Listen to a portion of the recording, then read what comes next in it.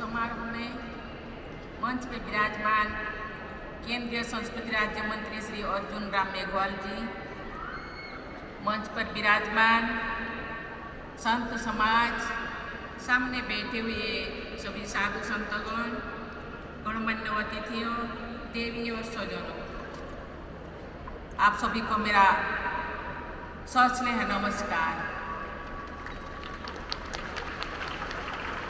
इस विश्व आध्यात्मिक महोत्सव में भाग लेकर मुझे आत्मिक प्रसन्नता का अनुभव हो रहा है। इस आध्यात्मिक महोत्सव का आयोजन करने के लिए मैं केंद्र सरकार के संस्कृति मंत्रालय तथा श्री रामचंद्र मिशन की टीम के सभी सदस्यों की बहुत बहुत सराहना करती हूँ।